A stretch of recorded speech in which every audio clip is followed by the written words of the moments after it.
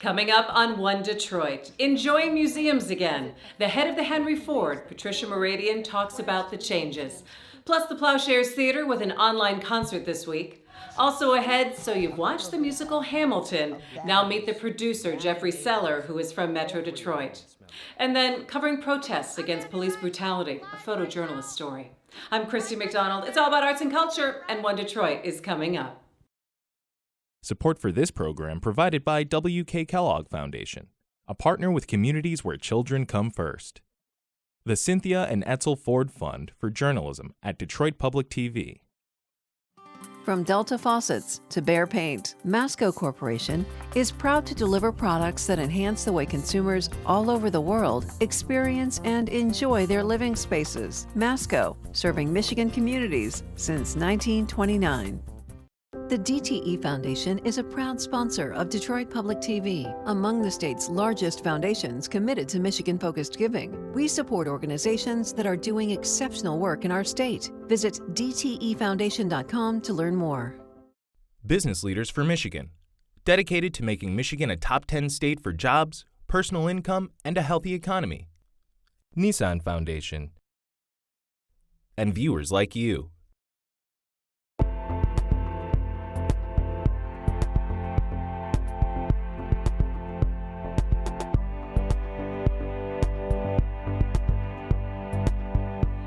Hi there and welcome to One Detroit. I'm Christy McDonald. Thanks so much for joining me. As coronavirus continues to change our world, here at Detroit Public Television, we're finding ways to keep up with the creative and musical events that we're all missing out on right now.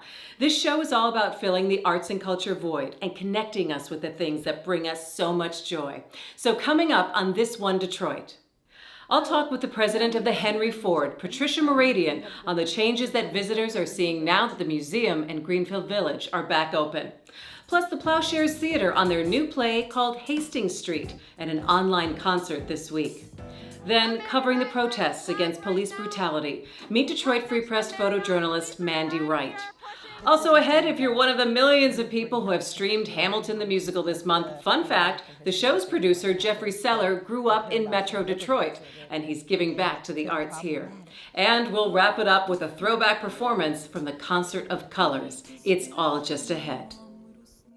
Well, joining me now is Patricia Mooradian. She is the president of the Henry Ford. The Henry Ford is back open, so give visitors a sense of the changes and what they'll be experiencing now.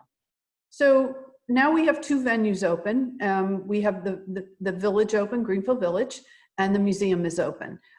We are not open 7 days a week like we typically are. We're open 4 days, Thursdays, Fridays, Saturdays, and Sundays. We have reduced capacity, so it's a little less crowded than we've had in the past. We allow for all online reservations, so everybody needs to go online and reserve your time. And the whole point of that is so that we can keep capacity at the levels in which it's safe. We do have decals on the ground for the places where there may be lines so that people can space out and be comfortable. We do require masks for both venues. In the museum, hands-on exhibitions are not open for touching. The ones that we were able to keep open, we have hand sanitizer stations and we have extra cleaning staff. How do you as an institution start to try to plan ahead when we really have a bit of an uncertain future when it comes to revenue? There could be more rolling stops that we have to pull everything back again. What is that like to do kind of large scale planning? It's very difficult. We have a tremendous team and we have a really great board, and the board is helping us think through some of these circumstances. Obviously, we had to get open first, so we're looking at it in time increments. So the first step was, what are we dealing with and how long do we have to be closed and what does that look like? Okay, now we can start planning to reopen. What does that look like? So we're getting through in these time chunks, but right now what we're doing is we're paying really close attention to people's comfort level in coming back. We're talking to our members and guests, we're doing surveys, and we're paying attention to what we're able to see from their behaviors and what that could predict for the future. And then we're doing a lot of business modeling when you look at how nimble cultural organizations have had to be during this time, and creative as well, and continuing to connect with their base, what would you say, is there anything that has made your organization more nimble? One of the biggest, I think, creative things that has come out of this for us is we started a campaign called Reactivate the Henry Ford, because it is such a vibrant part of this community. It's such a community treasure. It's unlike any other nonprofit in the country and maybe even the world in its in the kinds of collections we have and the artifacts that we have, which are so significant for learning about innovation and invention and being resourceful. And so the Reactivate the Henry Ford applies to people coming back to visit, people becoming members, or people donating. And so we started a Reactivate the Henry Ford Fund as well to help us shore up what will be a $10 to $20 million deficit at the end of 2020. That's staggering. It is staggering. What exhibits can we look forward to so people can come and enjoy? So I'm excited about the Marvel exhibition. That was scheduled to open on March 26th. So we literally had, we closed down 2 weeks before our biggest exhibit.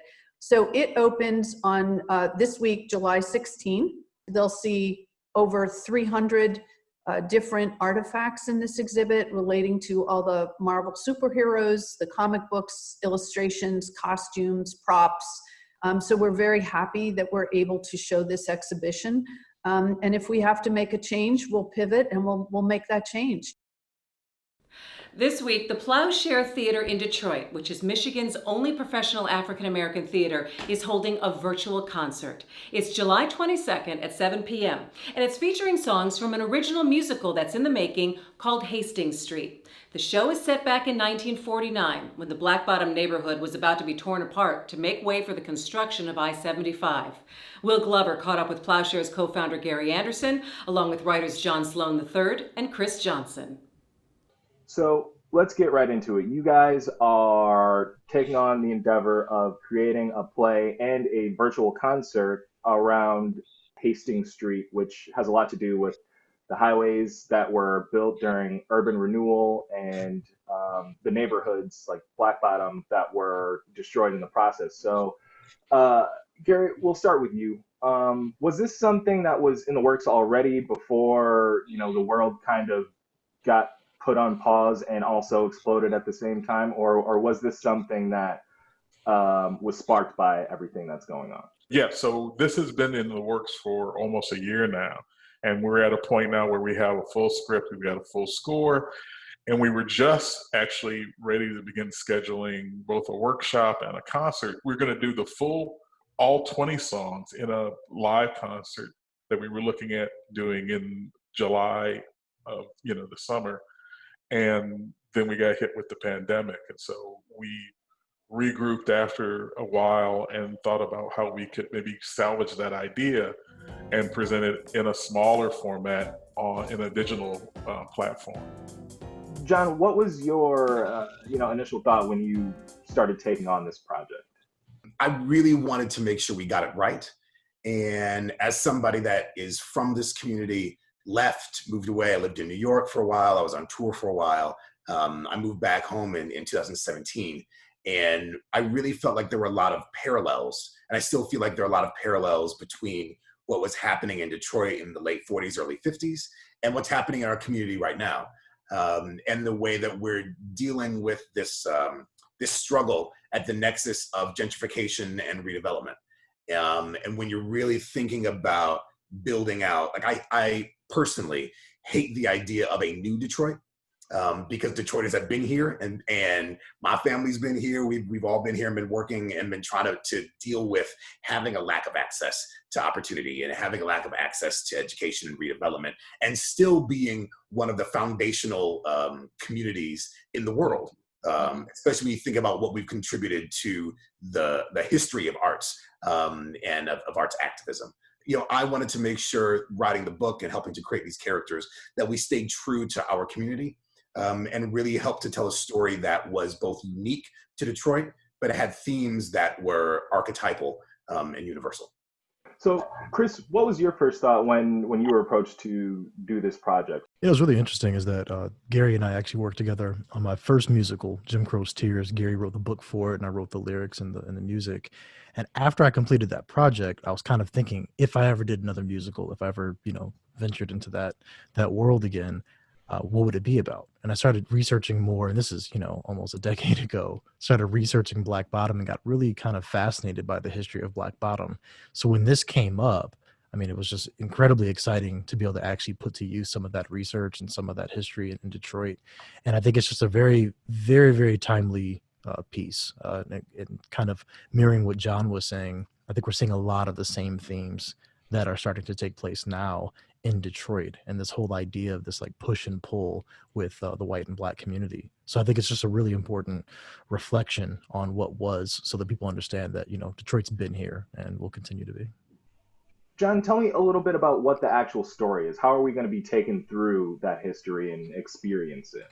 So one thing that the three of us talked about from the beginning is making sure that we were creating a piece and creating a story that, while it was true to life, was not re-traumatizing. There's a diversity of Black experiences, and we didn't want to see them get reduced down to archetypes, right? And so what you're going to do is people that come see Hastings Street are going to follow the story of the Carson family. And it's one family who is established in the Black Bottom and Paradise Valley community. They have their own general store, and they want to try to see their business stay and grow and maintain. But all these things and all these forces are changing around them. In the middle of all that, the son of the family, Robert Jr., Bobby, comes home from World War II as a Tuskegee Airman and is dealing with all the things that war vets have to deal with. That struggle of PTSD. And so we try to use his struggle and the family's struggle to mirror the parallel conversations that were happening in the city around what it means to take on responsibility, around what it means to come home in a world that's changing, an environment that's changing around you. And then also balanced with just the joy and the energy that was the jazz and blues that came out of the 40s and 50s, and using that from an oral sense to create a tapestry and world build really around what the city is and around what the family has to work through and try to overcome together. So, John, there's not just a play that's being created, but what we're coming up on first, if I'm correct, is a virtual concert. So explain to me what that is, how it works, what people can expect to see. So what we've done is we've really curated a selection of songs and scenes that give the audience hopefully a wonderful understanding of the arc of the piece. And then there's some dialogue that happens inherently too. But we also have 6 amazing singers and actors that have lent us their talents. We have a band full of musicians that have lent us their skills and their talents. And so hopefully you're going to tune into this concert and you're going to see as close to an approximation as we could get with people in different locations to what a staged reading concert would have been. And it's an opportunity for the audience to sit back, relax, enjoy some wonderful new music, and really be able to connect with characters that look like us and that sound like us, and that like you're going to hear your auntie and your uncle, right? Like you're going to hear your cousins. That's the goal, is that we can reach out tangibly and say, I know this family, like this family is my family, their story is my story. For more on the Plowshares Theatre event this Wednesday, July 22nd, just head to our website at onedetroitpbs.org. Well, the demonstrations and the protests against police brutality here and across the country have really changed the way many of us are thinking about and talking about systemic racism. There were clashes with protesters and police, people were arrested, journalists detained. Mandy Wright is an award-winning photojournalist and a longtime fixture on the local news scene here, and she works for our partners at the Detroit Free Press. Here she talks about covering the demonstrations and the role that journalists play.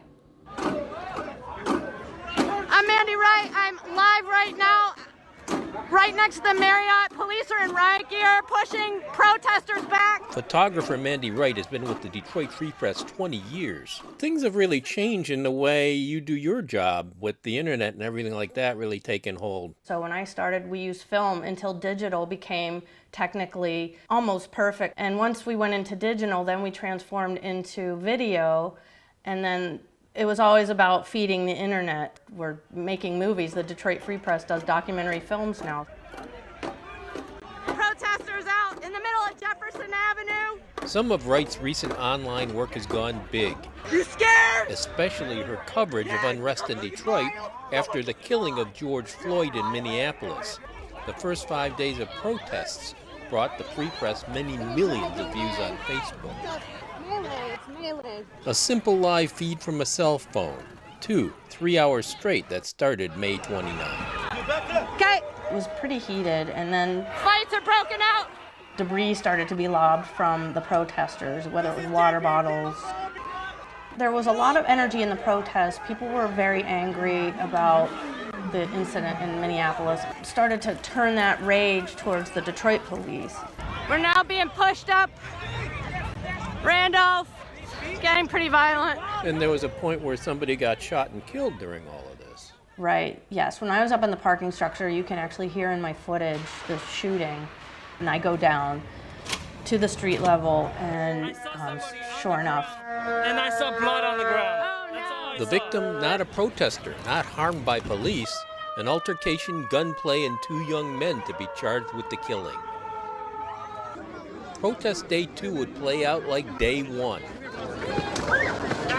More crowds and police in riot gear minus the homicide. Day 3, a Sunday, came with a curfew.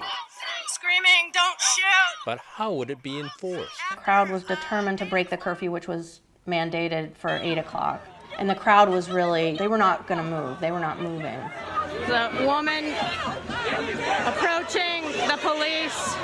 All right, we got tear gas. And the police started a full frontal assault to get the protesters out into the street. Protesters throwing things.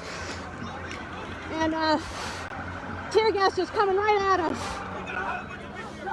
Day 4 was a day there was a 16-year-old kid that rallied the troops to disperse. Yeah, Stefan Perez, the 16-year-old kid from Southwest Detroit, really wanted the group that they were marching with to disperse by curfew. After this, disband. He managed to successfully and I thought that might be a turning point in terms of how the protests would be handled from that point forward. Right now, the police are just standing down. They home safe. They don't got rubber bullets. They don't got tear gas. They're not dead. That's all that matters right now. And it was just an endearing moment. While we're interviewing him, Mayor Duggan calls him on the telephone and congratulates him on the diplomacy in which he handled the marchers. I was watching the video and I saw your leadership. I have tears in my eyes. You are everything that's special about the city of Detroit. All right, we're told to step back. Day 5, Tuesday, June 2nd, on the east side, Gratiot Avenue, and it's getting past 8 o'clock. We were close, we're trying to cover it, that's our jobs, and police grabbed me. But I was lucky, I was let go.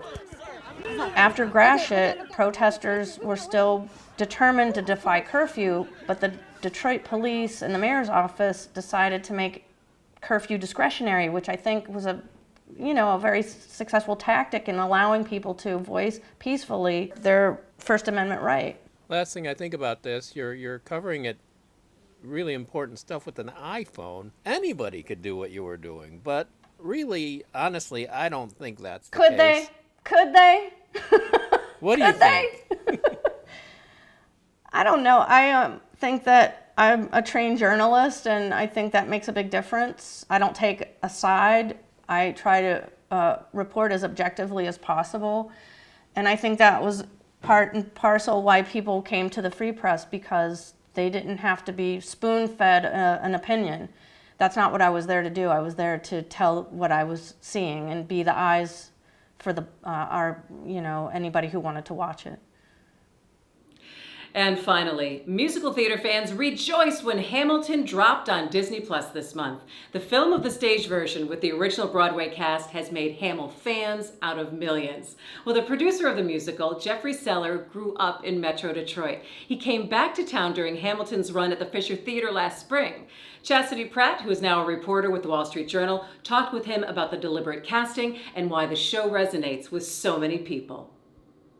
Jeffrey Seller, welcome home. Thank you. I love being here. You have this show with a diverse cast, people of color. You can be a new man in New York. just you. Talk a little bit about how that affects the audience, how that affects the artistry, our understanding of history. Hamilton is so organically correct in that it was always obvious to us that George Washington would be played by an African-American man, that Thomas Jefferson would be a man of color. What is so satisfying to me is that we have created a show that is about America yesterday told by America today, because that enables every audience member, white, black, brown, whatever, to look up on that stage and say, that's my story too. How lucky we are to be alive right now. History is happening in It's interesting that you would bring Hamilton here right now, because at the African American History Museum right now, there's the Paradox of Liberty exhibit, and it's been problematic because it deals with Jefferson. Are we dealing with history in a different way by bringing in these, these characters of color? Are we just making it more accessible? I think that Hamilton is absolutely exploring the possibility of what America can be, while it's simultaneously showing us in theatrical, ironic terms what it was not. So we have a black man playing Thomas Jefferson, who was a slave, holder. The fact that he wasn't black is less interesting to me than the fact that we have a black man playing him and he was a slaveholder. And that is powerful. And that is complicated. And that may create cognitive dissonance for white audience members who don't think he should be played by a black man, and for black audiences who say, how could a black man portray that slaveholder?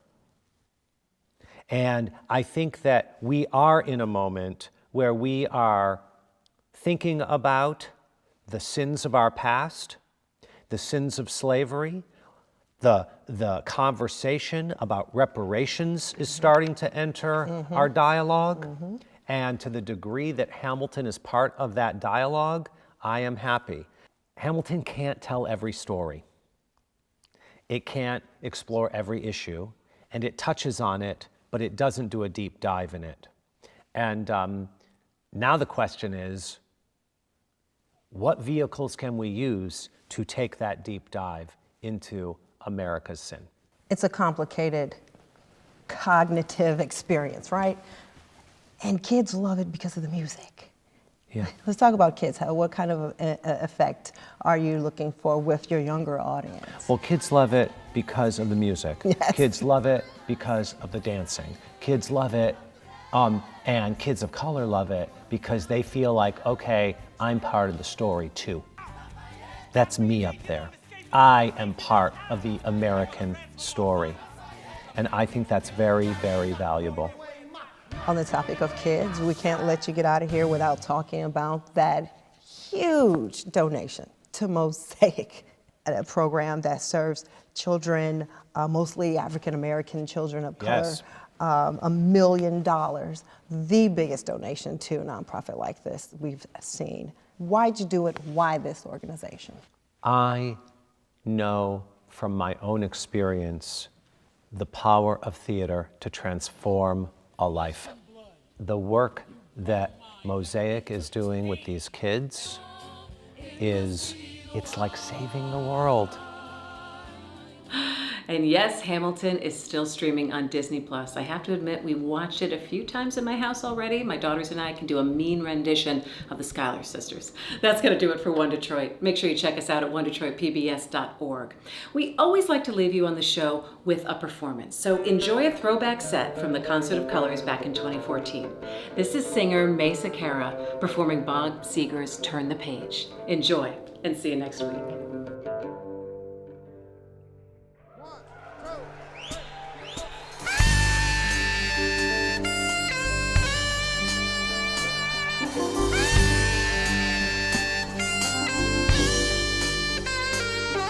بدي اقلك شي وما بعرف كيف كيف ينقال شي متل الكذب الحلو وعمره سنين كتير اتقال ما بعرف كيف عم بحس بس بصوتي صمت كبير اوعى تفكر انه قلبي من حبك موجوع ولا عم بطلب ترجعلي ولا بقدر عالرجوع تغير كل العالم صار لازم ننسى الموضوع.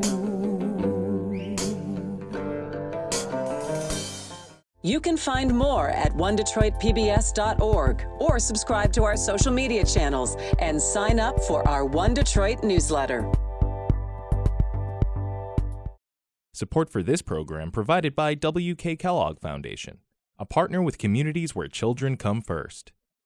The Cynthia and Etzel Ford Fund for Journalism at Detroit Public TV.